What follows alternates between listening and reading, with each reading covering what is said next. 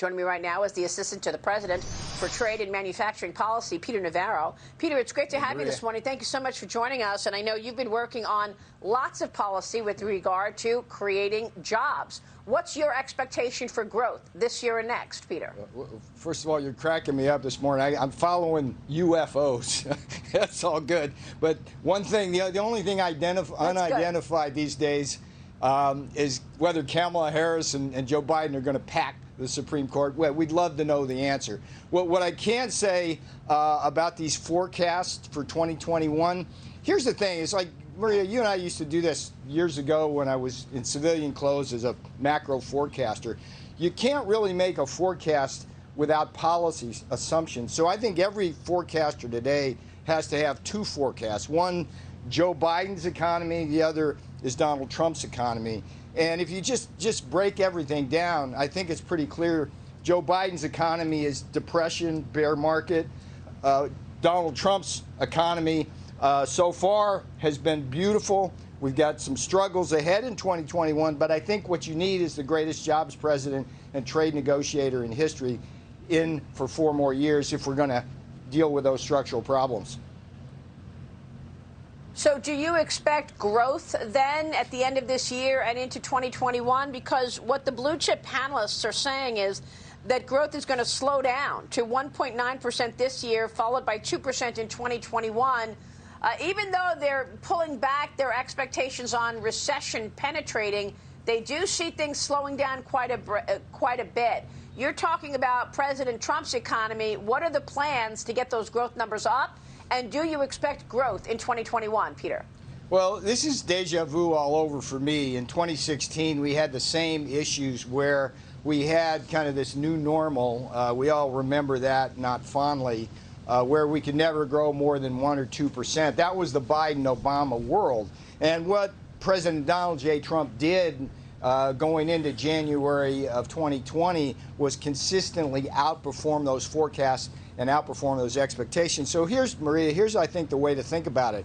If you look at all the approaches that Donald Trump takes to stimulating the economy, it starts with all job creation is local. So start with the defense spending. We can guarantee that Harris, Biden are going to dramatically cut the defense spending as Obama, Biden did during their 8 years. So what'll that do? That'll wipe out things like the Philly shipyard, the shipyard in Marinette, combat vehicle plants in Lima, Ohio, York, Pennsylvania, Oshkosh. Arizona right now is just booming because of the defense budget. They've got all 5 of the major defense companies there. So you do that. Then if you look at the tax cuts, Kamala Harris said in the debate that they were going to immediately rescind the Trump tax cuts. Well, if you look at the state of Maine, this is incredible. Household income went up there by 25%. Home ownership went up by 6% because of the Trump tax cuts. Now, if you get rid of those, what's going to happen to Maine, which is one of the lowest income states in the country? If you go to energy, for example, we know, contrary to what they keep trying to lie to us about, that Biden at a minimum is going to put a halt to any new fracking and will ban it, because within about a year he's probably going to be out to pasture and Kamala's going to be sitting in the Oval Office. What'll that do to fracking in Pennsylvania, Ohio? And there was an interesting story, Maria, last week about how Wisconsin, even though it doesn't have petroleum resources, makes a lot of jobs and money off the sand that goes into the fracking. So if you go through these kinds of things and just look at the different kind of issues between Trump versus Biden, and of course the trade issue. I mean, Joe Biden, it's like NAFTA, it's like not made in America, it's made in Mexico, China into the WTO. So at the end of the day, for your sophisticated viewers, I mean, this is really a tale of 2 economic plans and 2 forecasts. So for me, I see depflation, okay? Depression, inflation in a Biden scenario where we'll get into the next year and the year after that, and all they'll do is throw money at the problem. They won't understand the underlying structural issues. They'll raise taxes. They'll go to this kind of get everybody off petroleum kind of thing, and we'll have big issues, and the dollar, we'll have a lot of dollars floating around, a lot of inflation. Donald J. Trump, go with the program, and we'll get back to January 2020 where we were lowest unemployment rate ever for blacks, Hispanics, women, veterans, disabled, rising wages, particularly for blue-collar workers. This is about economic nationalism versus globalism on the Biden side. And by the way, don't forget about the Chinese Communist Party. The Chinese Communist Party infected this country with a virus. They need to be held accountable. Right. Joe Biden's not going to do that.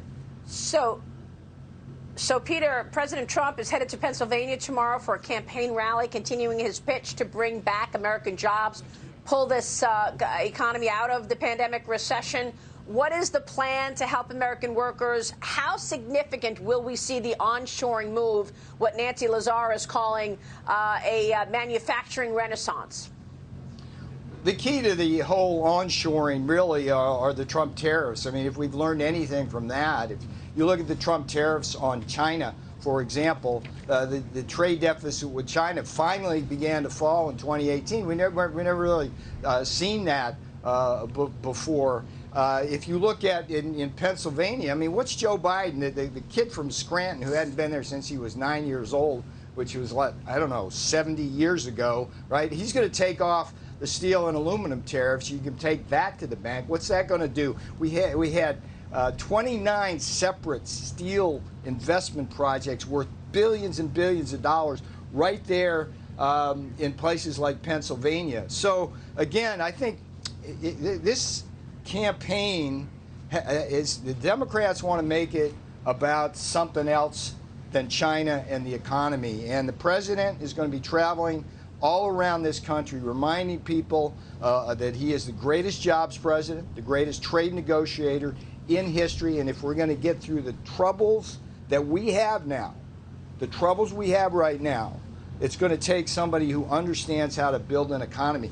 Joe Biden's proved he's not that guy. So, again, if you just go down the forecast. All right, Peter. Great assessment from you. We so appreciate your time this morning. Thank you so much. You take care. Peter Watch Navarro those joining us at the UFOs. White They're coming House at you.